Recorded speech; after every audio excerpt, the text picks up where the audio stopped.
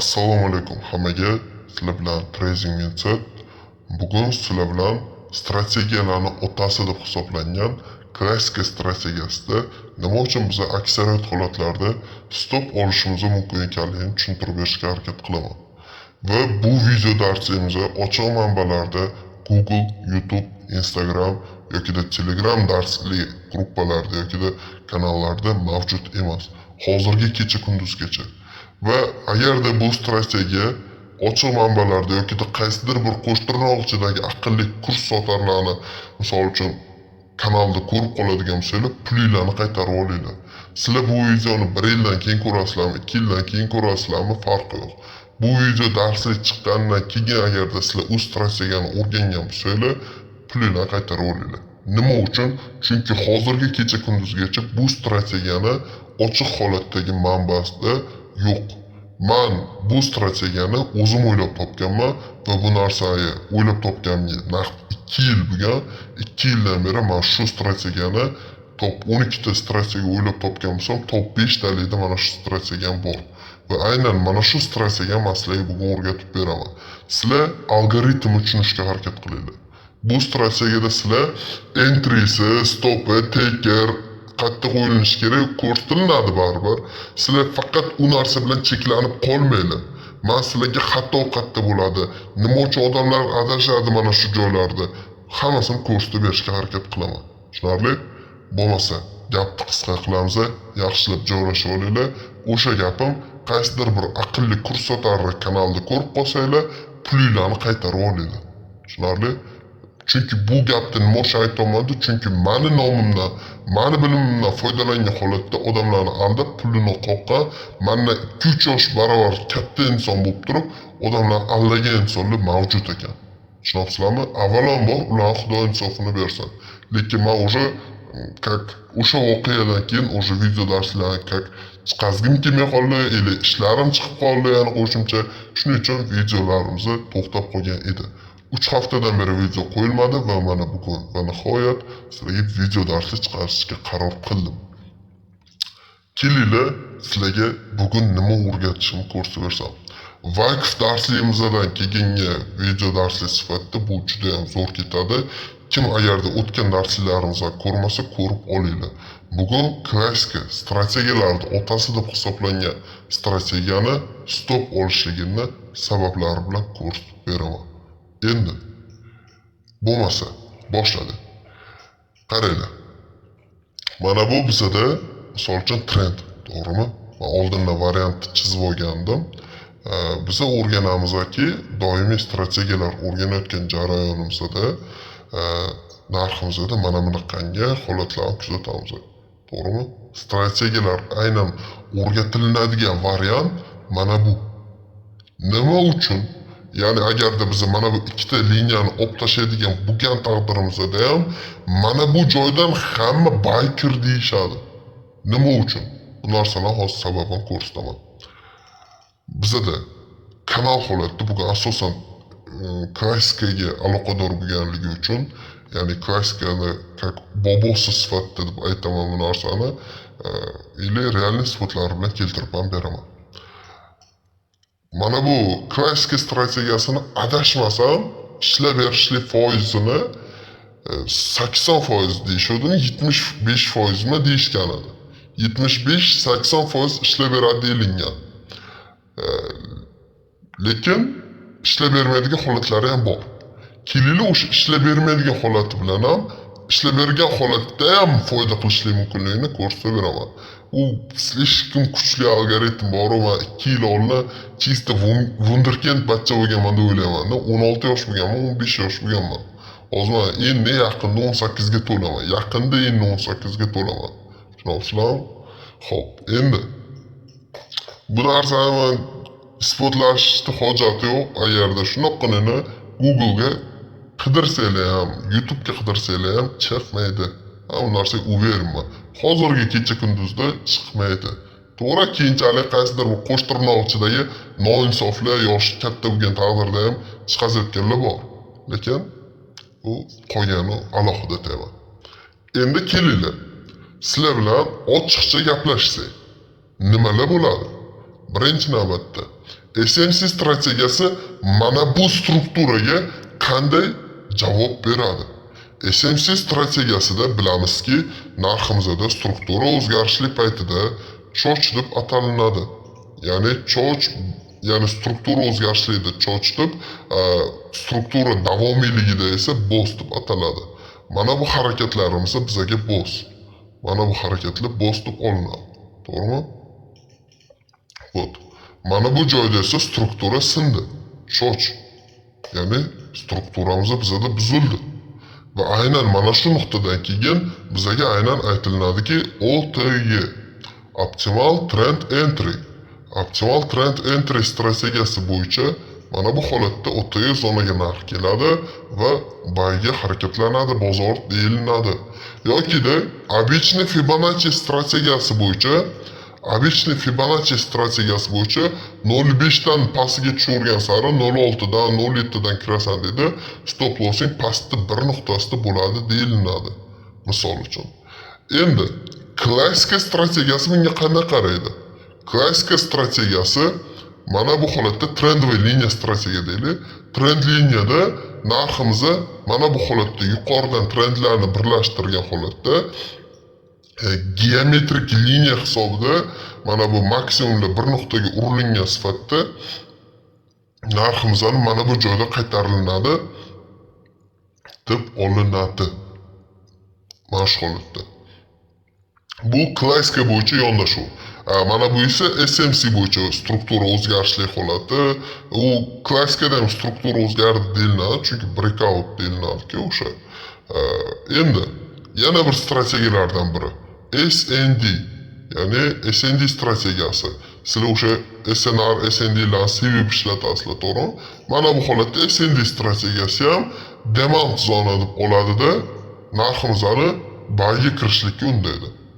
Quasimodo pattern, QM pattern. Mana bu joyda QM patternni ham, ya'ni Fibonacci tortgan holatda 1618 ga boramiz deyiladi. Endi hozir chizib yotish shart emas, nomlardan sanab o'tib ketaman. Endi yana qo'shimchalarda esa mana bu joydagi switchalarni olinadi. Misol uchun mana bu joydagi mana bu yerda FVG zona deb olinadi, misol uchun FVG zona deb, to'g'rimi? Mana bu yerda FVG zona, order block zona deb olinadi, to'g'rimi? Mana bu joyda biz entry qilamiz, mana shu yerga kirib kelgan paytda stop loss pastida. Va narximiz misol uchun stop urilib qolishi mumkin. Endi o'zingizlar o'ylab ko'ringlar. Mana bu joyda SMC ham bayga kirilyapti, ya'ni order block ham, FVG ham, klassik strategiyasi ham, Quasimodo pattern ham, SND strategiyasi ham, yana bir nechta strategiyalar, misol uchun eski strategiyasi ham расрешение Fibonacci bo'yicha ishlanadi unda. Вот mana bu strategiya bo'yicha Fibonacci, mana shu Fibonacci bo'yicha 1618 yoki to'da-so'da deb olinadi. Mana bu yoqqacha narx chiqadi deyiladi, entry qilinadi. Mana shu strukturani tanlashadi. Va bu strategiyada ham ishlamaslik mumkin bo'lib qoladi. Aynan OTE zona ham demak shu yerda ekan. Ko'p sanasam soni ko'p. Mana shu strukturada foydalanadigan joy asosiy bir nima desam, bozorda eng yuradi deyiladigan joy mana shu. Mana shu joy juda ham kuchli deb hisoblanadi. Chunki mana bu joyda trend bir taraflama bo'lib keldi va trendimiz buzilgandan keyin narximiz bayga ketadi deyiladi. Men bu joyda doimiy ishlamaydi degan ma'noda qarayotganim yo'q. Ya'ni qaysidir bir odam sen ishlamaydi deyapsan, men ishlayapman yoki-da mana ishlashyapti-ku, qo'yishyapti-ku. Yo'q. Sizlar oxirigacha ko'rib olinglar. Oldindan kommentariy bildirishmanga hojati yo'q. Men bu narsani davno bilib bo'lganman, davno tushunib bo'lganman. Men hozir prostaki stop olinishligi ma'no mazmun keltirib beraman. Mana bu joylarda mana bunaqangi strategiyalar olinishi kerak edi. Misol da действительно mana shu holatni hamma bilsa kerak, struktura bir taraflama va yorilgandan keyingi holatda. Endi kelinglar gapimga realniy spot bilan gapiraman sizlarga nima demoqchi bo'lganimni. Mana M1 time frame'da turibman, M1 time frame'daman va mana ki strukturamiz mana bu yerda buzilgan. mana bu yerda buzilgan va narximizni kelib stopda urib ketgan. Mana bu joyimizda. Biza ssenariy bo'yicha nima kutishimiz kerak edi? Ssenariy bo'yicha biza mana bu holatda narximiz chiqqandan keyin pastgacha mabeqlargacha o'rtaga zonagacha narximiz tushishini kutib, hozir mana bu tushishini kutganimizdan keyin narximiz bayga ketish kerak bo'lib turgandi hozir. Mana buni bundoq qilib olay. Magnit ishlayapti-da hozir. Magnitni o'chirib qo'ydim. Mana narximiz mana buni tushgandan keyin yo retestdan, mana bu joydan yo retestdan yo pastroqdan ketish kerak edi bayga. Struktura o'zgargandan keyin. Misol uchun. Вот. Mana bu holatda qaraylik. Mana bu holatda narximiz bayga ketish kerak edi. Действительно, mana bu yerda struktura selda bo'lib kelyapti, to'g'rimi? Narximiz mana minimumlarni yangilab kelyapti. Kanal holati bizda mavjud. Va narximiz yorib chiqdi. Mana bu yerdagi struktura buzildi. Mana bu yerdagi struktura buzildi. Mana shu yerda strukturamiz buzildi va narximiz endi bayga ketish kerak edi. Ssenariy bo'yicha. Lekin yo'q, unday bo'lmadi. Endi o'zingizlar bir o'ylab ko'ringlar. Mana shu yerda o'zida mana bu yerda misol uchun har qanaqangi mana bu yerda demat zona deb olsa bo'ladi. Mana bu switchlarni order block deb olsa bo'ladi. Misol uchun order block deb olsa bo'ladi. Mana bu switchniki вообще-то FVG deb olinsa bo'ladi. Mana bu yerda to'laqonli FVG bor, mana ki FVG zona misol uchun. Mana bu yerda esa OTG zona, обычный Fibonacci mana bu yerda, обычный Fibonacci ham bor. Mana bu yerda esa OTG zona ham bor. Mana ki mana shu joyda. Narximizni ishoninglar, даже bir donani switch ham bayga yashil bu hosil bo'lmagan mana bu yerda. Yaxshilab qaraydigan bo'lsanglar, даже bir donani switch ham ya'ni razvorot olmagan. Mana bu yerda pimbar ham hosil qilib beryapti даже. Kuchli pimbar ham hosil qilib beryapti, lekin yo'q. Chunki bu yerda mana bu yerda bobosi turibdi. Mana bu yerdan strategiyalarni dodasi turibdi. Narx qaytishiga. Mana bu joyda stop losslar bo'ladigan bo'lsa, любой bir strategiyaga ishonib qo'ygan bo'linglar, baribir stop olinadi. Tushunasizlarmi? Mana bu joyda narximiz baribir ham fake out qildi. Da stop olib turiladi, stop olmagan trader yo'qmi? U bu to'da-so'da hamma xato qilib tushunadi deydiganlar bor, xatodan saboq chiqaz deydiganlar bor. Xatodan saboq chiqaz deyiladi. Lekin xatodan qanaqa saboq chiqazish kerakligini hech kim o'zidan o'zi bilib tug'ilmaydi. Tushunasizlarmi? Test qilish kerak, sinash kerak, o'rganish kerak, tushunish kerak. Yana bir narsa, da strategiyalar stop oladi, nima stop olmagan strategiya bormi deyish mumkin. Da bor. Mana bu narsani gapimga javobini, versiyasini даже Telegram kanalimda isbotlab ham kelyapman. Necha kundan beri bitta ham zarar qilmasdan savdo qilib kelyapman. Nima uchun? Chunki meni bilimim anchagina yuqori. Mana bu narsani даже 1,5 yil oldin ham 3 oy davomida bitta ham zarar qilmasdan entry qilganlarimni shunaqangi targovli istoriyasini ko'rsatib, video zapis qilib tashlab qo'yganman. Mani bilim darajamni agarda qisqacha qilib aytadigan bo'lsak, 55 ta strategiya bilaman. 55 tadan ortiq уже hozirgi paytgacha. Men hozirgacha 12 ta strategiya o'ylab topganman. Hech qayerda ochiq manbada yo'q. Kimdan o'rganaman? Yoshim hali endi 18 ga to'laman. O'zingizlar bir o'ylab ko'ringlar. Kimdan o'rganishim mumkin mana bu algoritmlarni? Hech kim buni o'rgandi. Hech kim bu yerda qanday xatodan saboq chiqarish mumkin ekanligini tushunmaydi. Hozirgi kecha kunduzgacha. Kelinglar xatodan saboq chiqarib ko'ramiz. Chizib emas, qo'yib emas, grafikda mana shu joyda ko'rsatib bersam. Endi birinchi navbatda qaysi strategiya edi u? Non-stop deb 2 yil oldin o'zim o'ylab topgan strategiya bu va bu strategiya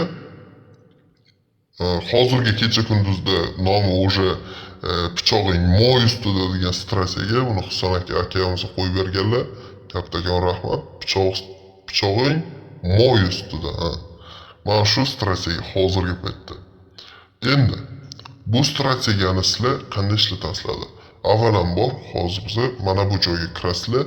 Fibonacci bo'limiga o'tgan paytinglarda Fiboda mana bu yerda Fibo channel deb qo'ygan. O'sha Fibo kanal Fibo. Tushunarli? Kanal Fibonacci bu.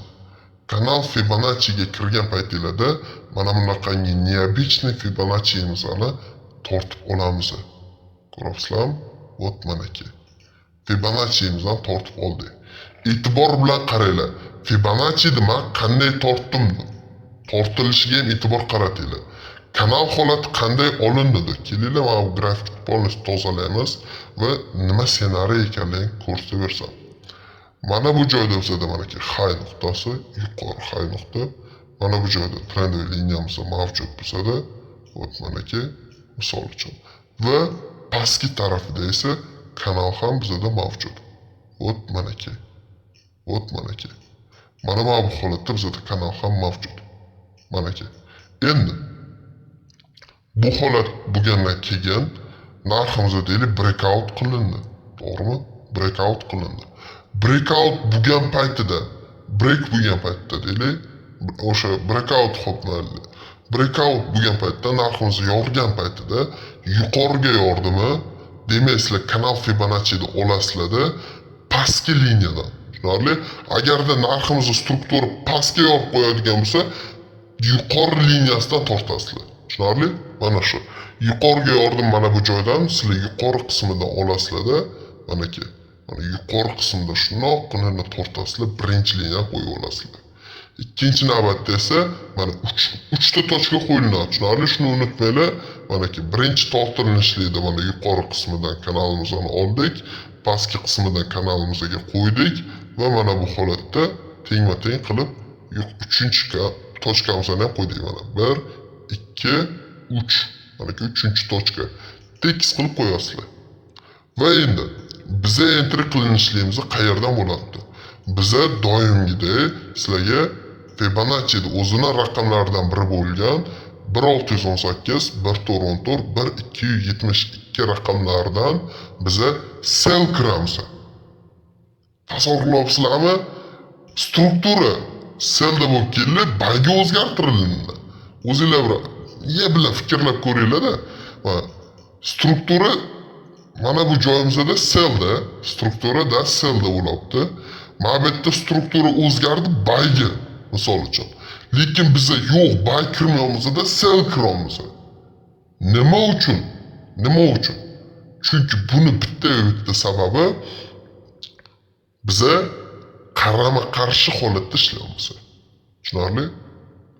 Endi nima uchun biza qarama-qarshi holatda ishlayapmiz? Va nima uchun 60%, 80%, 70% deb ishlaydigan strategiyalarimizni stop oladigan variantda ham bu foyda qilishi mumkin. Даже o'sha strategiyalar foyda olib kelgan paytda bu ham qo'shimcha foyda olib kelib bera oladi. Nima uchun? Kelinglar, shuni ko'rib chiqamiz. Demak, bilib o'tdikki, mana bu joydagi strukturalarimiz bizga bay tasdiq beryapti mana bu joydan. Narximiz bayga ketadi deyilyapti. Struktura buzilingandan keyin retest mavjud ekan. To'g'rimi? Retest bizda mavjud ekan. Demak, mana bu joyimizda bizani entry qilishimizga nima sababchi bo'lyapti? Narx bayga yorib qo'ydi. Nima uchun до конца bay ketadi deyilmaydi? Nima uchun narximizda retest mavjud bo'lyapti? Kelinglar qani biz mana shu joyda stop olgan taqdirimizda bizani nima foydaga olib chiqishi mumkin-di? Mana shu narsani ko'rsak. Mana bu holatimizda narximizda yuqoridan pastga retest mavjud. Bizani entry qilishimizga mana bu joydan majburlanyapti. Mana bu joydan bizga hamma strategiyalar tasdiq beryapti. To'g'rimi? Hamma strategiyalar bayga ketadi deyilyapti. Lekin biz mana bu joyda unutamiz. Narximizni scalping holatda. Men scalping bo'yicha slishkim kuchli ishlayman, to'g'risi. Maqtanish emas, boshqa emas, scalping strategiyani suqlib chiqarganman hozirgi paytgacha-da. Endi bir o'zingizlar o'ylab ko'ringlar. Narximizni asosiy bir trend sell holatda bo'lib keldi. Strukturamiz mana bu joyda bayga o'zgartirgan, to'g'rimi? Va nima uchun men bu yerda sell qila olaman? Endi qaranglar. Narximiz mana bu joydan pastgacha tushgan taqdirda o'rtacha zona bo'yicha bayga ketishi mumkin, to'g'rimi? Mana shu joyimizda men foyda olishim mumkin. Tushunasizlar, mana shu joylargacha men foyda qilaman. Endi sabab bizada Vakf darsligini o'tganman, to'g'rimi? Akkumulyatsiya bo'lgan momentda, akkumulyatsiya bo'lgan paytda bu strategiyani ham o'zim o'ylab topganman deb aytib o'tib ketganman o'sha dars jarayonimizda. Vakf strategiyasida mana обычный Fibonacci bo'yicha sizlarga ko'rsatganman. 1,272, 1,414, 1,618. Vakfdagi o'sha manipulyatsiyani uchidan ushlashlik mumkinligini ko'rsatganman. Endi esa trend liniya zarar qilishi mumkin bo'lganda ham, fake out bo'lishligi mumkin bo'lgan paytda ham aynan o'sha manipulyatsiyani uchidan ushlashlik mumkin bo'lgan holatda yana o'sha 1,272, 1,414, 1,618. Bizada bir nuqtasi take profit sifatida olinadi. To'g'rimi? Take profit sifatida bizga bir nuqtasi olinadi. Endi ko'ramiz. Bu yerda ham xuddi shu narsa, xuddi shu algoritm. Biza trendli liniyamizni pastki liniyasidan tortdik. Kanalimizni mana bu holatda kanalimizni tekis qilib oldik. 1,610 nuqtadan 1,618 nuqtasida entry qildik. Hozir mana shu nastroykasiga kirib mana liniyasini pastga ko'chiradi. Bo'ldi, chotgina. Xo'p, mana biza ko'rishimiz mumkinki 1,618 nuqtasidan kirdik. Mana bu joydan bir nuqtasida biza take profit olamiz. Retestgacha scalping holatda ishlaymiz. Nima sababdan? Shuni bir ko'rib o'tadigan bo'lsak. Chunki demak bildikki biza bir nuqtasiga take qo'yishimizning asosiy sababi hamma ko'plab aksariyat strategiyalar mana shu joydan buy, ya'ni narximizni buyga ketishini tasdig'ini beradi. To'g'rimi?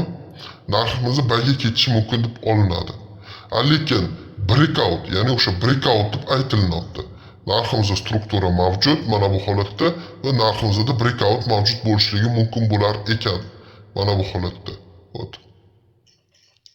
Va endi strukturamizda breakout emas, fake out bo'ladigan bo'lsa, ya'ni biza stop olishligimiz mumkin bo'lgan holatda esa bizaga mana bu holat mavjud bo'lib qolibdi. Mana bozorda o'zini holati mana. Bozorda o'zidan tushuntiraman, o'zimcha chizib bir nimalar qilayotganim yo'q. Mana bozorda holati bo'yicha narximizda strukturasi tushishligi mumkin bo'ladi. Mana ki. Narximizda struktura mavjud, ya'ni stop olinishligi mumkin bo'ladi mana bu joyimizda. Xo'p. Agarda kimdir tushunmay qolgan bo'lsa, qaranglar. Narximizni breakout bo'lishligiga boyagi strategiyalar sababchi, narximizni pastgacha tushishligida esa mana bu Fibonacci mana strategiyam sababchi. Tushunarli? Mana bu joydan sizlar kanalni tortdinglar.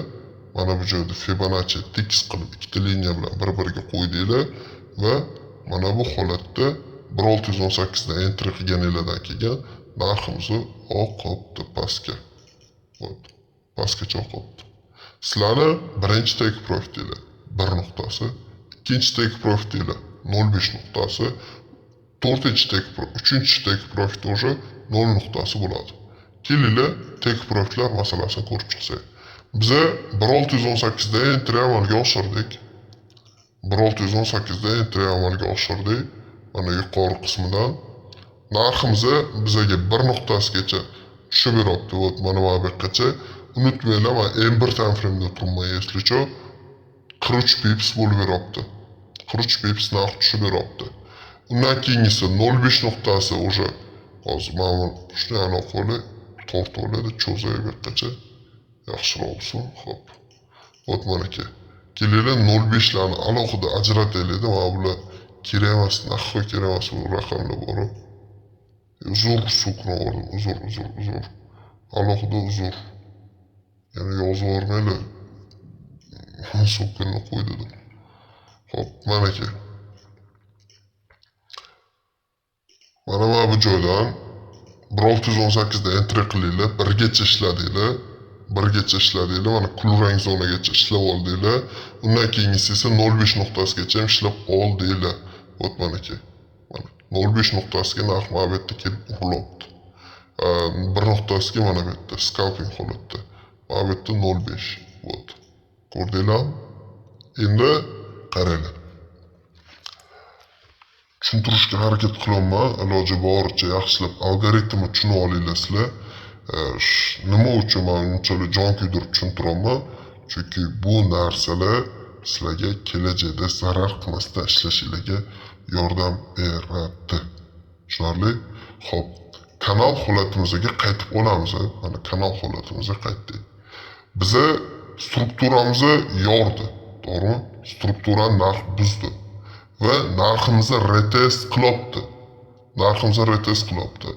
Narximizni biza enter qilishimizdagi asosiy sabab mana shu retest.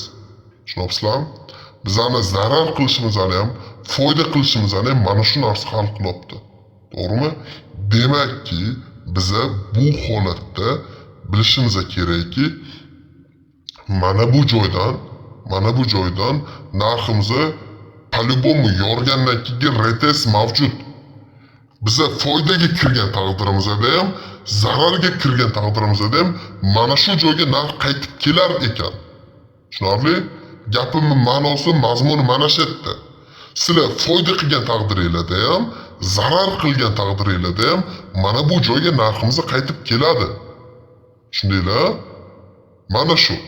Aynan mana bu narsaga sabab esa sizlar foyda qilishinglar mumkin bo'lgan narsa esa aynan mana bu men o'rgatayotgan mana strategiya bo'ladi. Tushunarli? Вот mana sizlarga. 1618 da shunaqanini enter qildinglar, narximizni 1 gacha o'qib berdi, 05 gacha ham o'qib beryapti. 1 gacha o'qdimi, сделканы безубытkaga qo'yib tashlaylar. Tushunarli? Сделканы безубытkaga qo'yinglar. Chunki boya aytganimda mana bu joyda boyagi strategiyalar breakoutga aylangan taqdirda ham sizlar baribir mana bu joyda take profit 1 gacha ushladinglar, 05 gacha ushlab oldinglar. Tushunarli? Undan keyingisi esa 0 nuqtasi. 0 nuqtasigacha narximizni mana bu joyda уже kelib beryapti. Вот manaki. Mana bu joyda уже 0 nuqtasiga narximizni urilyapti. To'g'rimi? Demak biza mana bu joydan sell kirdik. Mana bu joyda biza chiqib ketamiz foydada. Tushundinglarmi?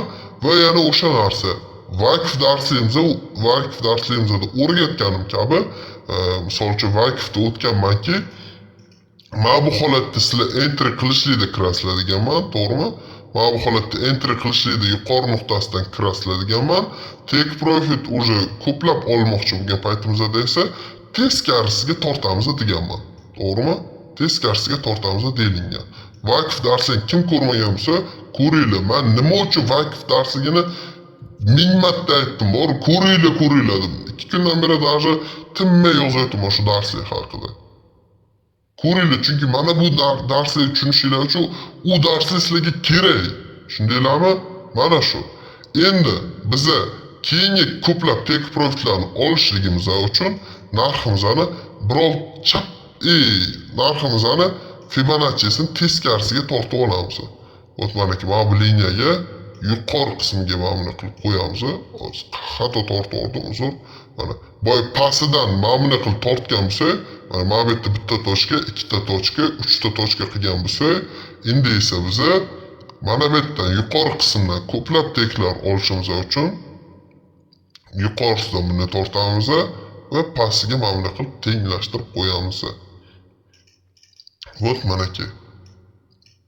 Va biz mana buni Fibonacci'mizni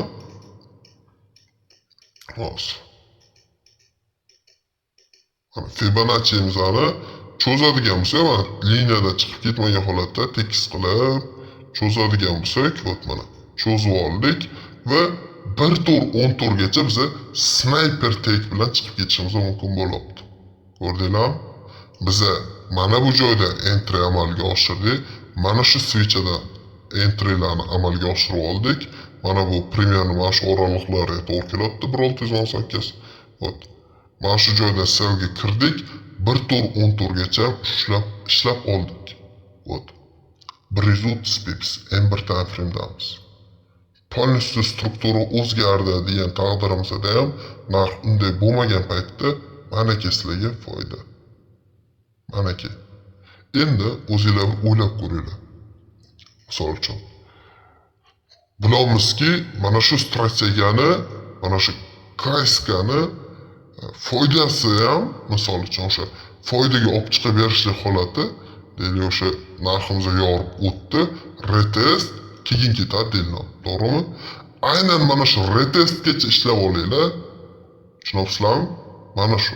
Mana bu yerda porlatib baykir o'tirmasdan, sizlar mana shu yergacha ishlab olinglar. Mana shu. Va narx to'g'ri, keyin baykirsanglar ham mayli. Baykiringlar, keyin stopinglar mana bu yerga qo'ysanglar qo'yinglar, u sizlarning ishinglar. Lekin men doim ham faqat mana shu strategiyaga ishonib kelaman, chunki algoritmdan juda ham ko'p test qilganman.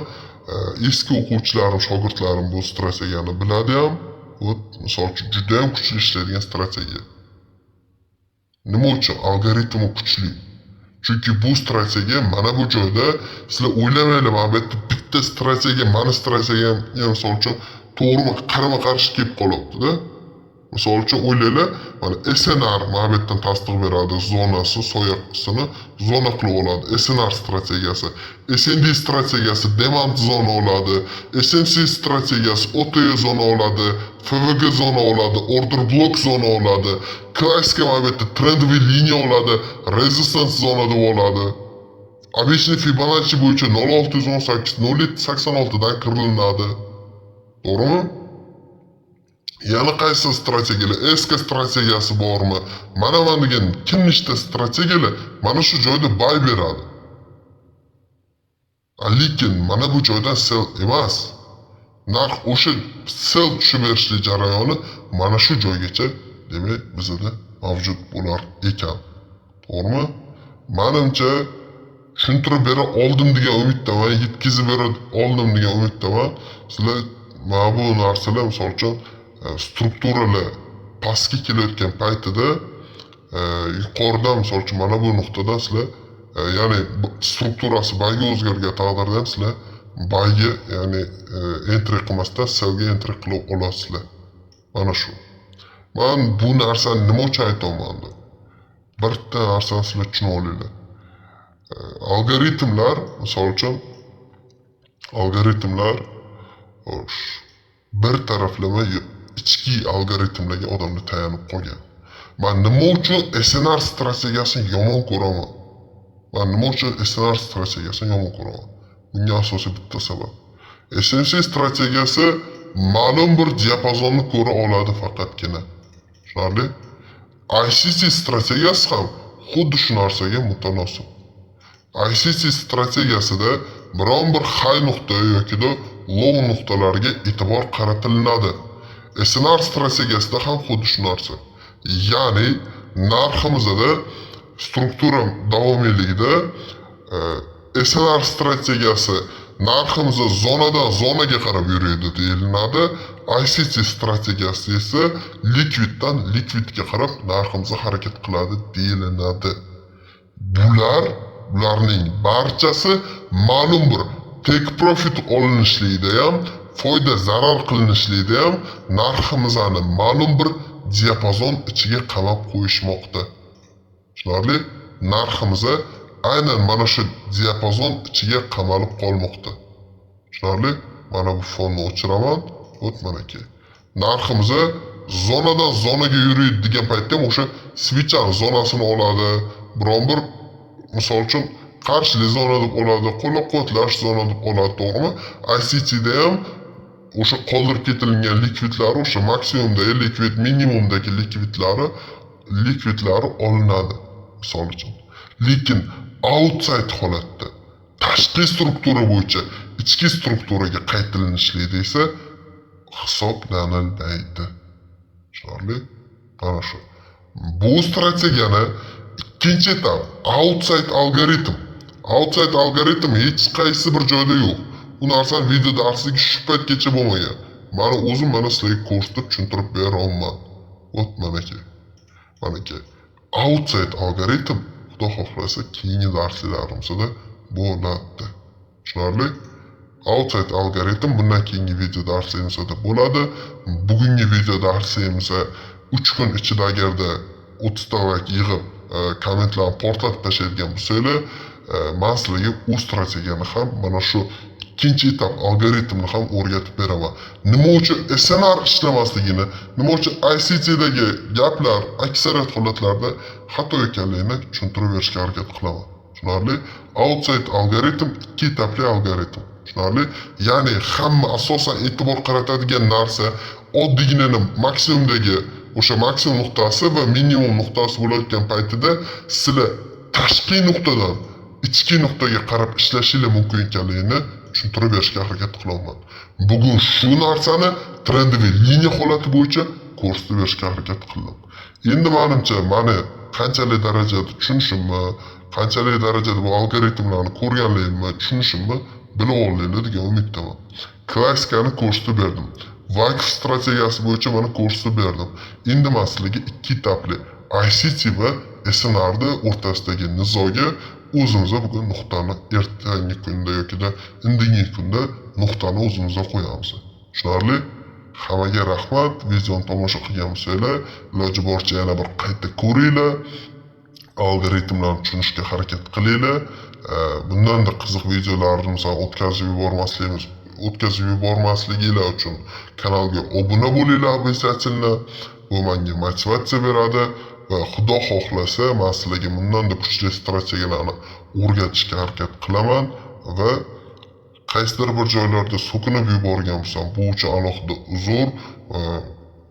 Nima desam, mana ko'chaga chiqib turaman, bolalar bilan yuramiz, so'kiniladi, bolalar misol uchun o'zim tengqurlari o'shaning uchun o'tirib qolganman, misol uchun xohlaganimdan yoki boshqa narsadan emas va sahalgina iltimos e'tibor qilmasizlar. Asabiyroqman, asabim chiqib ketadi yoki boshqa narsa. Mana shu. Menimcha sizlarga tushuntirib berdim degan umiddaman. Video darsligimsa yoqdi degan umiddaman. Bundanda yaxshiroq video darslar chiqishini xohlasanglar, kanalimizga obuna bo'linglar va layklarni portlatib tashlanglar. Xudo xohlasa bundanda zo'r videolar sizlarni kutmoqda. Hammaga rahmat. Bye bye. O'zingizlarga ehtiyot qilinglar.